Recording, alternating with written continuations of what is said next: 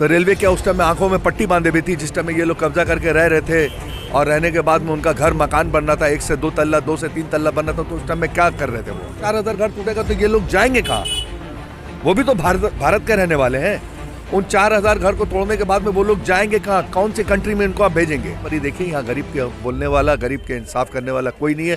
ये गरीब के जो है ना ततुआ फोड़ के सिर्फ वोट लेना जानते हैं, बाकी गरीब को जो है इमाम दस्ते की तरह उसको कूट देना चाहते हैं। सुप्रीम कोर्ट ने कह दिया सब चीज़ है, आपको उम्मीद कैसे? आज सुप्रीम कोर्ट से कहलवा दिया, कल सुप्रीम कोर्ट से बोलेंगे कि सब अनलीगल था, सुप्रीम कोर्ट खुद बोल देगा। जिससे ये अपनी सत्ता बनाते हैं, जिनके जरिए से ये उन्हीं को मारेंगे और मारने के बाद उनके कलेजे पे कोदोमास करेंगे और फिर हिंदू मुसलमान करके उन्हीं से वोट लेंगे और लेने के बाद में ये सत्ता में बैठेंगे। फायदा अडानी और अंबानी को बनाएंगे, लेकिन बलि का बकरा गरीब और मिडिल क्लास बनेगा। देखिए एक बात बताएं आपको, कोई भी आदमी जबरदस्ती नहीं घुसता है। उसके अंदर में कहीं ना कहीं प्रशासन हो या लीडर हो या फिर उसके अंदर में राजनीति हो, सब अपने वोट के चक्कर में जगह देकर उसमें ये चाहते हैं कि वोट मेरा पलता रहे। जब देखते हैं कि अब ये वोट जो है मेरे लिए जहर बन रहा है, हमारे गले की हड्डी बन रही है, तो बलि का बकरा बनता कौन है? वो गरीब बनता है। तो हल्द्वानी इस बात का प्रूफ है। हल्द्वानी इस बात का प्रूफ है। जो 4000 घर टूटेगा, मालूम है आपको 4000 के पीछे कितने आदमी बेघर होंगे? उसमें कम से कम नहीं निकल के 4 लाख आदमी बेघर होगा। आदमी घर 4000 टूटेगा, लेकिन 4 लाख आदमी उसमें बर्बाद होगा। हर 1000 घर के पीछे में 1 लाख आदमी पकड़ के चलिए। तो रेलवे का भी तो विकास हो रहा है ना, रेलवे का साफ करेगा और रेलवे बड़े तरीके से प्रोजेक्ट करेगा। तो रेलवे क्या उस टाइम में आंखों में पट्टी बांधे हुई थी जिस टाइम में ये लोग कब्जा करके रह रहे थे और रहने के बाद में उनका घर मकान बनना था, 1 से 2 तल्ला 2 से 3 तल्ला बनना था, तो उस टाइम में क्या कर रहे थे वो? उस टाइम में प्रशासन क्या कर रहा था? उस टाइम में आपके जाके सारे नेता, मिनिस्ट्री, म्यूनसिपलिटी, ये सब क्या कर रहे थे उस टाइम में जब ये बन रहा था? उस टाइम तो आपने बनने दिया। अगर आप शुरू में रोक लेते कि ये रेलवे की ज़मीन है और वहाँ पर इसको नहीं बनाने दिया जाए तो आज ये नौबत नहीं आती। आपने बनने दिया, वो आबादी हो चुके हैं। अब वो जब आबादी हो गए रहने के, तो अब उसका घर छीना जा रहा है। तो मेरा तो ये मानना है कि छीनने से पहले उनका घर तो बना दो, उनके लिए, उनके रहने के लिए छत तो बना दो। हुकूमत को तो ये करना चाहिए, ना कि उसको उठा के अगर वो 4000 घर टूटेगा तो ये लोग जाएंगे कहाँ?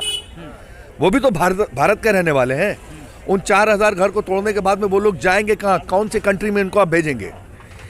अगर आपने घर नहीं बनाया तो कहीं ना कहीं उसका कोई ना कोई इंतजाम किया होगा, इस देश से भगाने का तब आपने इंतजाम किया होगा। आखिर वो भारतीय जाएंगे कहाँ? उसमें तो ज़्यादा से ज़्यादा हिंदू हैं। तो क्या लगता है हल्द्वानी वाला मामला आखिरकार ऐसा क्यों हो रहा है कि ये इस तरह का एक्शन लेने में सरकार मजबूर? बस ये भाजपा की सियासत है जो खुल के पूरी आवाम के सामने में आ रही है। यही इनकी सियासत है। गरीबों को मारो, 2 भाई को जोड़ा जो हैगा अंबानी और अडानी, उसको बनाओ। उसके बाद जब इलेक्शन आएगा तो फिर मुसलमान को गाली दो, मुसलमान को गाली दे के हिंदू को साइड करके अपना वोट बैंक चालू करो। ये इनकी नीति है। आरएसएस बोलिए या भाजपा बोलिए, ये दोनों एक ही है, एक सिक्के के 2 पहलू हैं। तो अगर आप कहीं पर अतिक्रमण करते हैं, सरकार अगर हटाती है, तो इसमें गलत क्या है? हम उसको गलत नहीं मान रहे हैं। आपने गलती करवाई पहले क्यों? वो तो 1-2 दिन में नहीं बसे होंगे, कम से कम नहीं करके 50 साल हो गया उनको बसते बसते, तब ना उनका बिल्डिंग पे बिल्डिंग, मकान पे मकान बनता चला गया। आज जब बन गया तो फिर आप क्यों नोच रहे हो उसको? या तो फिर उसको लीगलाइज करो, या फिर उसको एक काम करो कि कोई नई जगह पे उसको बसाओ। आखिर ये 4000 घर टूटने के बाद में ये भारतीय लोग जाएंगे कहाँ? ये जो हिंदू और मुसलमान ने मिल के उत्तराखंड में वोट दिया है और उनकी हुकूमत बनाई है, तो ये जाएंगे कहाँ? इसके बारे में पहले ही ख्याल सोचे ना कि अच्छा हम उसको तोड़ते हैं या कुछ भी करते हैं तो ये जाएंगे कहाँ, रहेंगे कहाँ? ये कड़कड़िया जाड़ा और इस जाड़े के बीच में आप तोड़ने जा रहे हैं, उसको घर से बेघर करने जा रहे हैं, तो इसका कौन दायित्व लेगा? ये जाएंगे कहाँ? ये आखिर भारत के लोग जाएंगे कहाँ? उनका कहाँ आपने इंतज़ाम किया? कौन से मुल्क में आपने इंतज़ाम किया जो आप अचानक से हाईकोर्ट का ऑर्डर ला के और उसको तोड़ने का वार्निंग दे रहेंगे सबको? ये तो सरासर समझिए पूरा सियासत हो रहा है, गरीबों के साथ में जुल्म हो रहा है।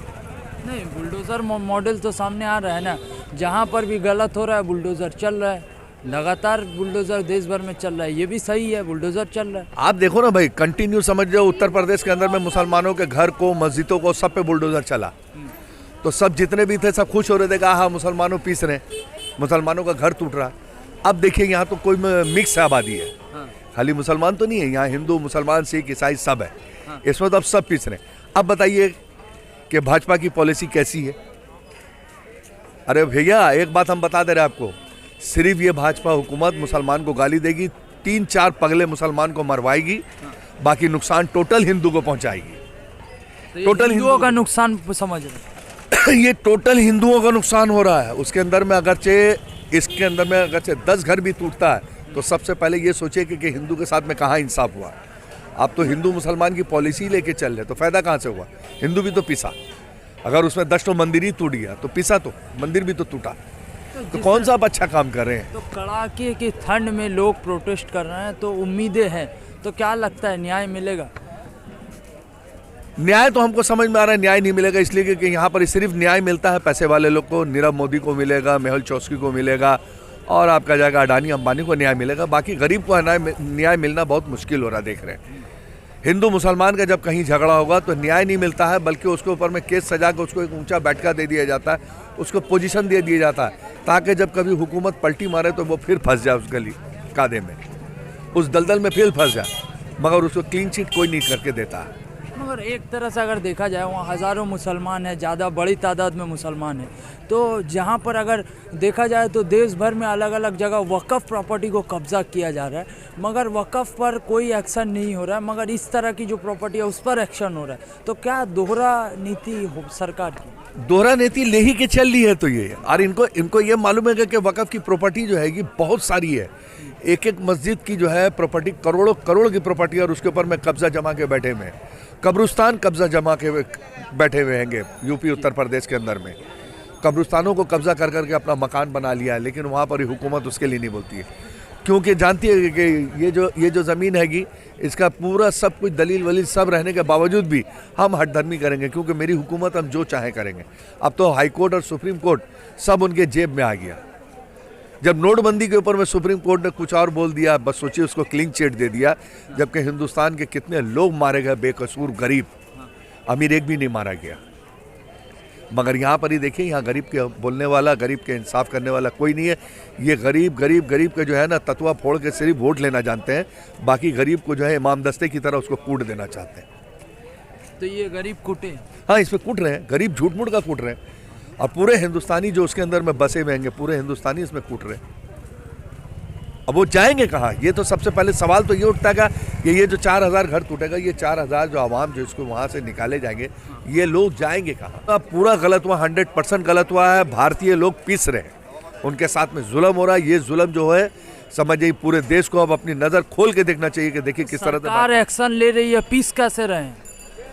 ये एक्शन कैसा आएगा? किसी का घर उजाड़ के तुम एक्शन लोगे? घर उजाड़ के पूरा बर्बाद करके उसको फुट में ला के खड़ा कर दे रहे हो, बुलडोजर चला को उठा रहे हैं, एक्शन ले रहे हैं, इसमें पीसने वाली बात कहाँ से? तो फिर इससे पहले आप उसका घर बना दीजिए ताकि ये आराम से उठ के अपने घर पे शिफ्ट हो जाए। बहुत सारी तो जमीन पड़ी हुई है उत्तराखंड में, सब जगह पे हजार घर के 4 जगह पे डिवाइड करके उसको शिफ्ट कर दीजिए। ये होगा अगर आप अच्छा काम करेंगे, तो ये इसको बोलते हैं अच्छा काम, कि भारतीय जो जिनका आप घर तोड़ेंगे वो सारे भारतीय सब हिंदुस्तानी हैं।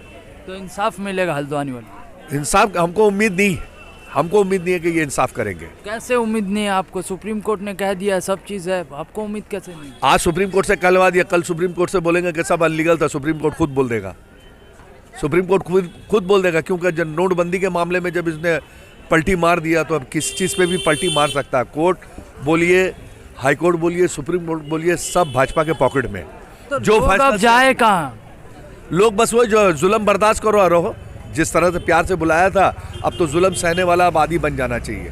श्रीलंका में जुल्म सहते सहते क्या हुआ, वही हाल देख रहे हैं यहाँ पर भारत में भी हो रहा है। अब जुल्म सहो। तो क्या लग रहा है अफगानिस्तान सीरिया बन रहा है हल्द्वानी? हवा का रुख तो यही बता रहा है, हवा का रुख यही बता रहा है आस्ते आस्ते, और यही समझना होगा पूरे भारतीयों को। ये जो हवा चल रही है, गरीबों के जुल्म की हवा शुरू हो गई है। तो ये अफगानिस्तान सीरिया बना रहे हैं मोदी जी। हाँ, तो बस नेचर तो उनका इजरायली पॉलिसी पे तो चल ही रहे कि मुसलमान को गाली दो अगर तुमको राज करना है, हिंदू तुमको वोट देंगे, और जब हिंदू वोट देंगे तो आप राज करोगे तो सबसे पहले भाला किसको भोगोगे? पीठ से नहीं सामने सीने पे नहीं मारेंगे, हिंदुओं के पीठ पे खंजर भोंकेंगे, मुसलमान के सीने पे मारेंगे। 4 मुसलमान पगले को मारेंगे और 100 हिंदू की पीठ पे मारेंगे। तो कैसे नौकरी चली गई सब? हिंदुओं के पीठ में छुरी मारे। हाँ, ये पीठ पे छुरी पड़ रही है। हल्द्वानी में जो पीठ पे छुरी जो पड़ रही है, उसी से घर से बेघर होंगे, उनका घर टूटेगा, ये जुल्म जो हैगा पूरी दुनिया अब देखेगी। जो इनकी पॉलिसी है वो खुल कर अब सामने आ रही है।